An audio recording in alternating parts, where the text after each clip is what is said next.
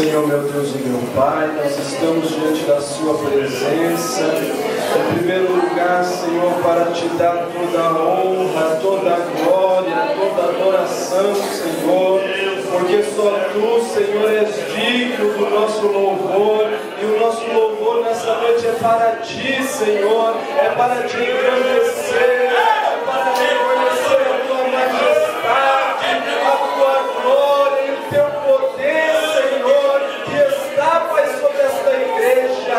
Meu Deus, agora, Senhor, o Teu servo vai pregar a Tua palavra. Pai, existe uma guerra muito grande neste momento.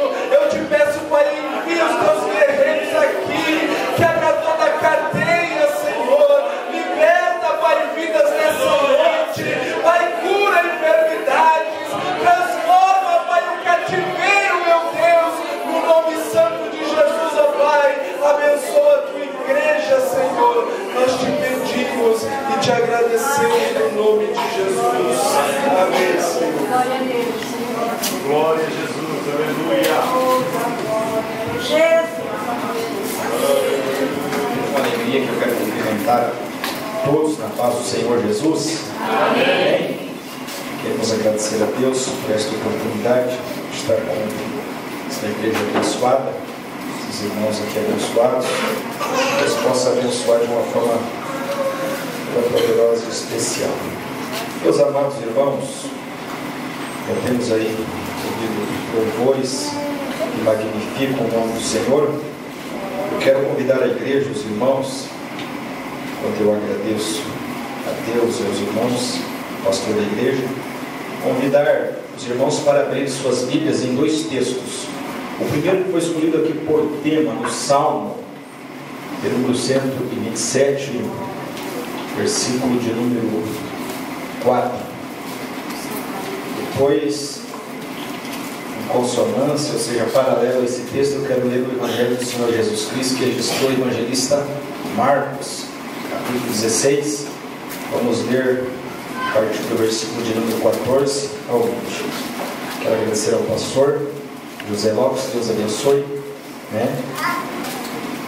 certamente o imperador Dom Luiz, o diácono Dom Paulo, conversando com o pastor para que nós pudéssemos estar aqui adorando a Deus, fazendo uso da palavra de Deus, da exposição desta palavra maravilhosa. Então quero glorificar a Deus, parabenizar aqui também a mocidade, mas esse trabalho abençoado. Que Deus abençoe vocês, em nome de Jesus. Salmo de número 127, versículo de número 4. Salmo de número 127, versículo 4. Os que encontrarem podem dizer amém? Amém. Nos diz assim: como flechas na mão do valente, assim são os filhos da mocidade. Evangelho do Senhor Jesus Cristo, que escreveu pela divina iluminação, inspiração do divino Espírito Santo, o evangelista João Marcos, mais conhecido como Marcos, capítulo de número 16, e vamos ler a partir do versículo de número 14. Acredito que Deus certamente continuará falando conosco e nos abençoando nesta noite. Amém? Quantos que acreditam assim? Amém? Glória a Deus. Meus irmãos, nessa noite eu não quero pregar uma mensagem aqui difícil de compreensão, como o enigma de Sansão. Quero pregar uma mensagem como a flecha de Jonatas a Davi, que revelava o caminho certo. Amém?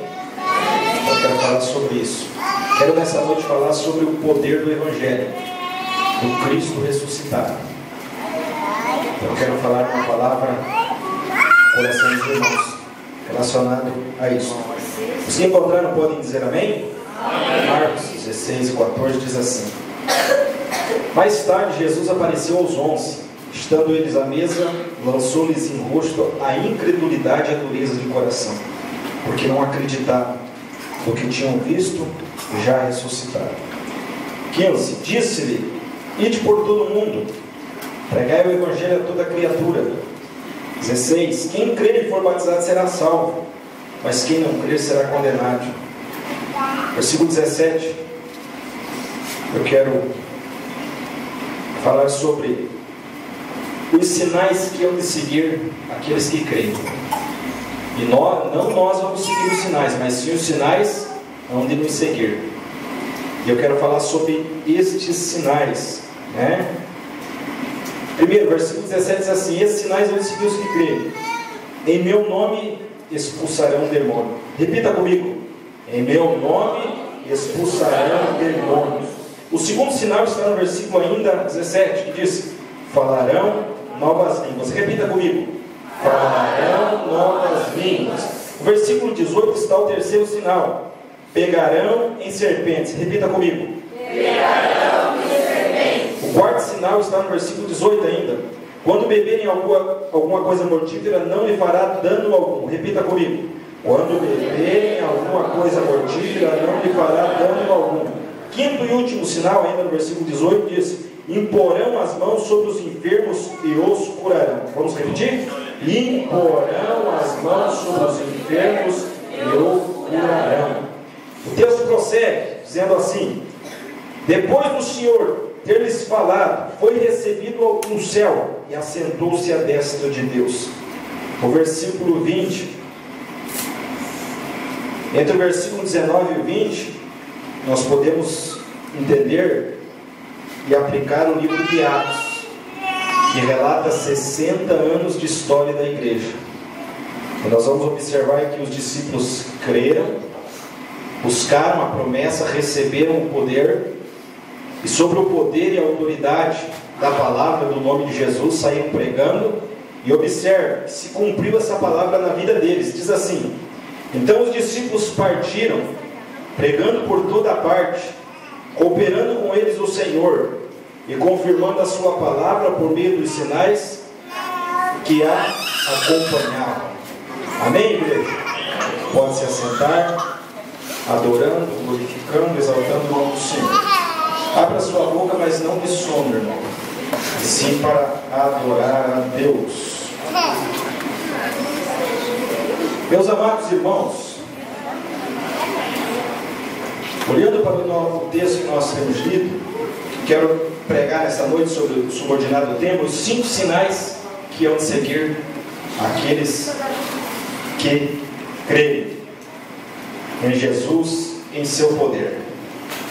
Quando nós olhamos, meus irmãos, o texto que tomemos como base aqui, Marcos capítulo 16, versículo de número 14 ao 20, os familiarizados, amigos, íntimos leitores da palavra de Deus certamente conhecem esse texto, já ouviram alguém ensinar, pregar sobre ele.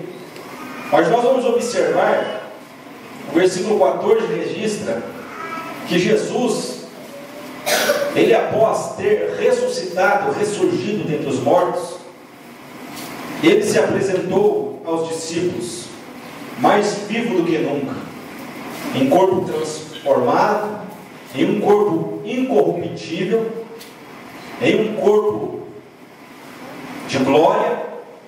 Ele se apresenta aos discípulos. E quando nós vamos observar sobre a ressurreição de Jesus, nós observamos Apocalipse capítulo 1, versículo de número 13. Nós vamos observar que Jesus, ele se apresentou ali para revelar sua soberania, grandeza, majestade a João. E quando nós vamos observar a descrição que Apocalipse descreve a respeito de Jesus, a Bíblia diz que ele se apresentou, os seus cabelos eram brancos como a neve. Isto fala da eternidade de Cristo. Ou seja, Jesus não tem princípio nem fim, ele é eternamente. E o texto prossegue em Apocalipse, nós vamos ver que o texto diz sobre a respeito das suas vestes, que fala da sua glória. O texto fala sobre um cinturão que estava sobre ele, que fala do seu poder. Os olhos como de fogo, que fala da sua onisciência. E a Bíblia diz que tinha uma espada de 2 gumes, que fala da sua autoridade. Isto é, Jesus, meus amados irmãos, foi morto, crucificado, mas a grande verdade que estremece o inferno, que que Satanás, os demônios não suportam em ouvir, que nada conseguiu deter o nosso Senhor Jesus Cristo, nem tampouco a morte. A Bíblia diz que ele se apresentou, e a Bíblia diz que ele tomou a chave da morte do inferno. E a Bíblia diz em Mateus capítulo 28, versículo 18, quando ele disse: é-me dado todo o poder, tanto nos céus como na terra. E a Bíblia diz, meus irmãos, que ele se apresentou aos discípulos e deu a ordem imperativa para que eles dessem continuidade à sua obra, a obra de evangelização, a obra missionária, a proclamação do Evangelho. E nós vamos observar que Jesus disse aos discípulos: olha, porém, antes, vocês deverão ser capacitados, revestidos de poder, para vocês poderem cumprir esta missão, cumprir o ID, ser minha testemunha. E nós vamos observar sobre essa questão de capacitação, sobre essa questão de revestimento, quando nós observamos a Bíblia registrando no livro de Joel, capítulo de número 2, versículo de número 28 ao 30, nós vamos observar uma profecia relacionada ao derramamento do alto, do poder do Espírito, que ia resultar-se no quê? A Bíblia diz que os velhos teriam sonhos, os filhos teriam visões, e os jovens teriam profecias. E nós vamos observar mais adiante que Jesus fala em Lucas capítulo de número 24, versículo 49, ele diz aos discípulos, enquanto permaneceu com eles 40 dias, segundo a Bíblia, ele diz: olha, vocês devem permanecer na cidade de Jerusalém, para que do alto vocês venham ser capacitados, revestidos deste poder. E nós vamos observar, meus amados irmãos, para entendermos de maneira ilustrativa e clara o que é ser capacitado, o que é ser escolhido, o que é ser revestido deste poder. É semelhante a um soldado. Quando escolhido, primeiramente ele tem que passar pelo processo de preparação. Ele é preparado psicologicamente, emocionalmente, e depois ele recebe a sua roupa, a sua farda, o seu armamento, e somente depois ele pode ir ao campo de batalha para poder guerrear, para poder lutar, para poder cumprir a sua missão. E como cristão, o crente não é diferente. O crente precisa ser capacitado, o crente precisa receber este revestimento de poder, que é o derramamento do alto, o derramamento do Espírito. Quando nós observamos a Bíblia registrando em Atos capítulo de número 1 em diante, nós vamos observar que as últimas palavras de Jesus antes da sua ascensão aos céus está no versículo de número 8. Ele disse o seguinte: olha, vocês devem receber o poder para ser minhas testemunhas tanto em Jerusalém como em Samaria, em toda a Judéia, até os confins da terra. E quando nós vamos observar, a Bíblia diz em 1 Coríntios 15, versículo de número 6, que eram 500 irmãos, que foram ali aproximadamente 11 quilômetros de Jerusalém, até a casa da mãe de João Marcos, de uma das Marias da Bíblia, em um cenáculo. E a Bíblia diz que ali eles permaneceram. Posteriormente, uns 10 dias orando, clamando, buscando a promessa, buscando o poder. E a Bíblia diz em Atos capítulo de número 2, que cumprindo-se o dia de Pentecoste, estavam todos reunidos em um mesmo lugar, quando de repente veio dos altos céus um som veemente e impetuoso, invadiu aquela casa, e os que estavam ali presentes foram capacitados, cheios do poder.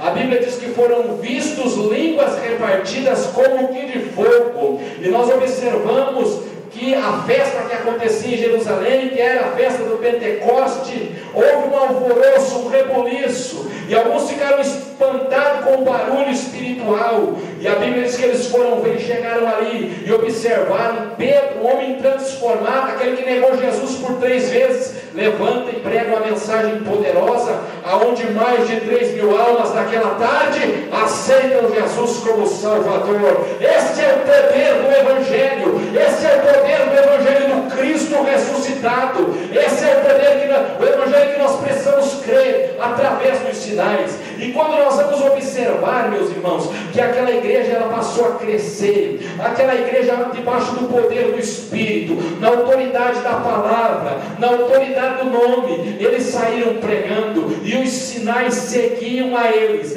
Aonde eles chegavam pregando, os demônios tinham que bater em retirada, os demônios tinham que arrumar as malas, as bagagens, e tinham que sair, porque Jesus, o libertador por excelência, estava chegando para trazer a libertação. Aonde eles chegaram pregando debaixo da autoridade, do poder do Espírito de Deus. A Bíblia diz que vidas recebiam o batismo do Espírito Santo e passavam a falar em novas línguas, conforme a evidência plena do batismo do Espírito Santo. Aonde eles pregavam, as obras do diabo eram desfeitas. Jesus poupava vidas, aquele agora tinha propósito. Os milagres aconteciam por intermédio, através da imposição das mãos. Nada conseguia impedir o crescimento daquela igreja. Não era as pedradas dos inimigos, não era a espada de Herodes, nem tampouco as prisões, muito menos as feras do Coliseu de Roma. Quanto mais aquela igreja era perseguida, mais aquela igreja crescia. Aleluia! E quando nós vamos observar sobre essa verdade, nós ficamos como missionário do estado do Mato Grosso do Norte, em Juína, e eu lembro que lá se divide o tempo durante o ano. Existem 6 meses de muita chuva, porém existe também 6 meses de um calor muito forte e intenso, e os lavradores, aqueles que plantam, sofrem um tanto. Por quê? Porque o fogo, por incrível que pareça, devido ao calor, ele pega sozinho, e eles têm que ficar ali tentando impedir, tentando apagar o fogo, mas não consegue. Até o próprio fogo, quando às vezes pega, ele passa por debaixo da terra, e quando está ventando muito, o vento contribui para que se alastrava. Assim acontecia. Quanto mais Satanás, os demônios tentavam perseguir aquela igreja, o fogo, a chama do Espírito, aleluia, do Pentecoste, fazia com que se espalhava o ardor evangelístico daquela igreja, e os sinais seguiam. E eu quero dizer, meus irmãos, que o poder do Evangelho não perdeu a sua eficácia, não. Os sinais não cessaram,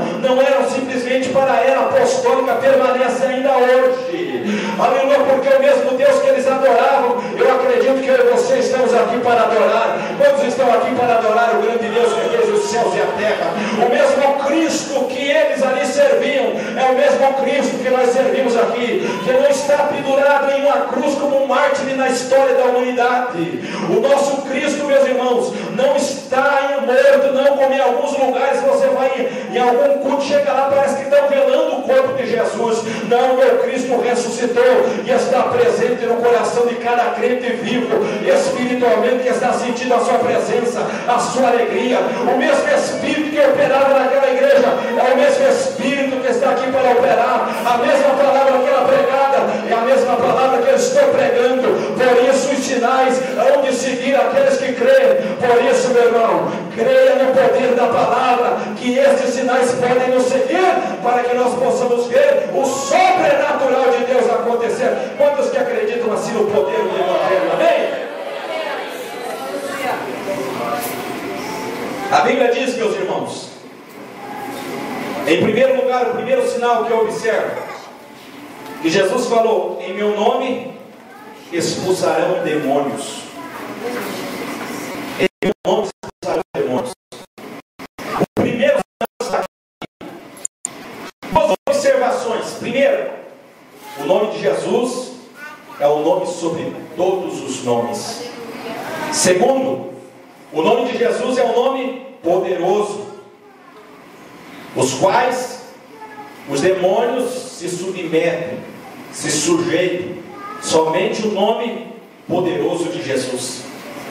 Nós vamos observar, estudando sobre a questão que a Bíblia fala sobre o reino do mundo espiritual, e é muito claro e explícito na Bíblia, uma doutrina que nós precisamos estudar a Bíblia em um todo, ou seja, de Gênesis a Apocalipse. Nós precisamos estar lendo, estudando cada livro, capítulo, versículo, texto, palavra, letra, vírgula, para podermos absorver e extrair as riquezas.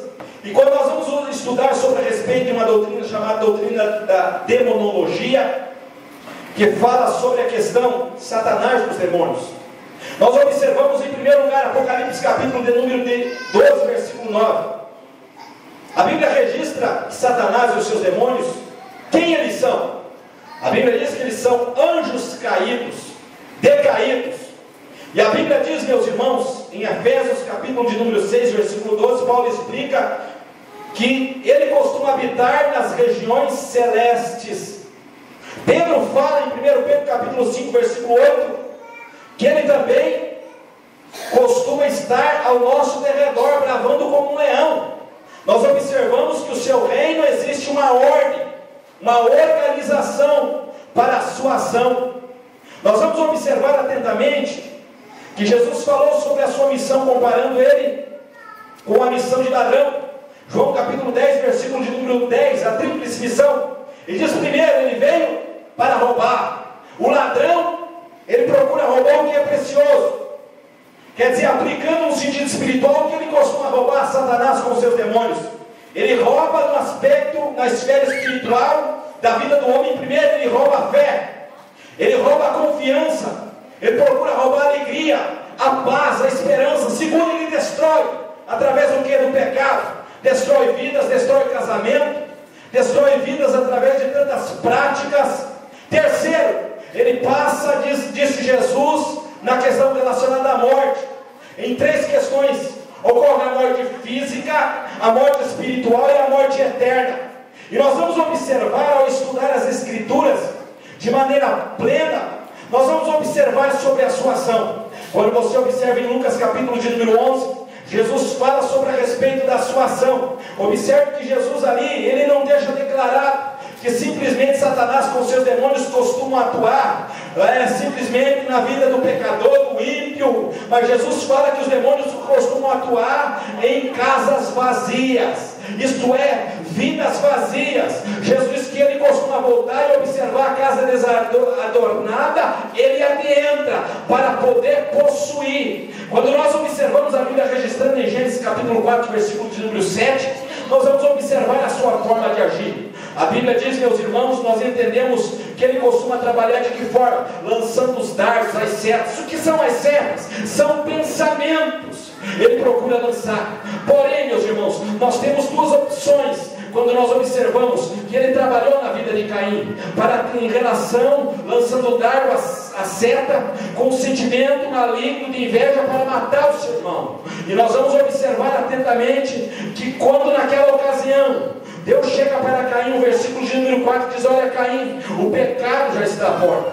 Nós vamos observar que existia um demônio que estava ali, preparando, enfim, ele tinha opção em relação ao seu coração. De uma porta ele poderia fechar a porta para o diabo, para o pecado, ou poderia abrir, para que ele pudesse adentrar-se, dominar a ele e possuir para tal prática. E Deus disse: olha, o pecado já está à porta, Caim. Se você não se arrepender, ele vai te dominar, e vai ser mal. E nós vamos observar que assim aconteceu. E nós vamos observar que o reino, o mundo espiritual é real. A ação de Satanás nos demônios, nós não podemos ficar em relação alheios, ou seja, não podemos ignorar a sua ação.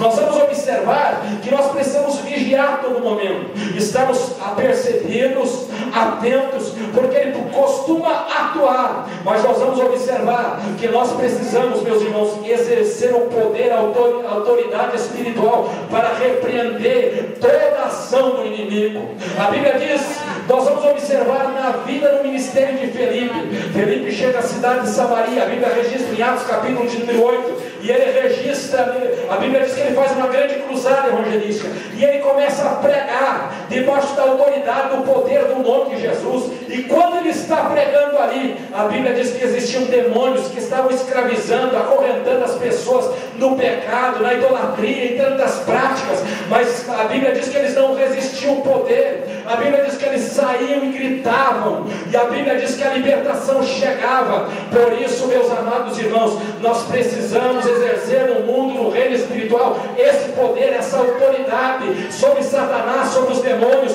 para que haja salvação, libertação, transformação. Vamos buscar este poder, esta autoridade, para que as libertações possam acontecer e as vidas possam se render aos pés de Jesus. Quando nós vamos observar que no ministério de Jesus, o reino espiritual era muito claro. Jesus lutava constantemente contra Satanás, contra demônios. Eu estou pregando heresia aqui. Observe Mateus capítulo de número 15, versículo 21 ao 28. A Bíblia diz que existia uma mulher, e essa mulher, diz a Bíblia Sagrada, ela estava com a sua filha possessa, possuída. O interessante, meus amados irmãos, que esta mulher foi até a presença de Jesus, e ela, meus irmãos, teve 4 atitudes para ser abençoada, para receber a vitória, o milagre, a libertação. Essas 4 atitudes que eu observo que ela teve ante a presença de Jesus, revelaram a sua verdadeira, genuína fé. A Bíblia diz, meus irmãos, que ela era uma mulher gentília. A Bíblia diz que ela era uma mulher cirícia. E a Bíblia diz, meus irmãos, que ela se apresentou diante de Jesus. E a Bíblia diz que naquele exato momento ela clamou. A primeira atitude, ela clamou. E a Bíblia diz que os discípulos ali, meus irmãos, mandaram com que ela se calasse. Jesus permaneceu em silêncio. Porém o clamor daquela mulher foi verdadeiro, por 2 razões. Primeiro, ela ali, meus irmãos, aplicou a verdadeira identidade do Messias, quando ela disse: Jesus, filho de Davi, tem misericórdia de mim. Segundo, ela foi específica, quando ela disse: Senhor, a minha filha está terrivelmente endemoniada. Jesus, meus irmãos, continuou. O silêncio de Jesus não se relacionava que ele estava insensível, indiferente à situação, ao sofrimento, da questão emocional daquela mulher em relação à sua filha. Mas Jesus estava, meus irmãos, simplesmente provando aquela mulher. E nós vamos observar que a segunda atitude, a Bíblia diz que ela chegou e adorou o nome do Senhor. Observem bem, diante, meus irmãos, dos discípulos ter desprezado, rejeitado, diante da discriminação que ela estava sofrendo, mas nada impediu ela de adorar a Deus. Você já adorou a Deus esta noite? Já adorou o Senhor Jesus Cristo? Ou você veio aqui como mera exclusivista, simplesmente para assistir o culto? Se você adentrou aqui com essa mentalidade, meu irmão, você vai sair daqui da mesma forma ou até pior. Mas se você veio para adorar a Deus, Deus tem vitória para você. Se você veio aqui para prestar o seu verdadeiro culto, abra sua boca para adorar a Deus nessa noite, porque Jesus está presente aqui. Outros queriam adorar a Deus, mas não podem, uns porque estão escravizados pelo diabo, na droga, na prostituição. Outros queriam estar aqui adorando a Deus, mas não podem, porque estão lá nas garras do inimigo neste mundo. Outros estão presos, outros estão lá no hospital Erasto Kettner, gostariam de estar aqui, por isso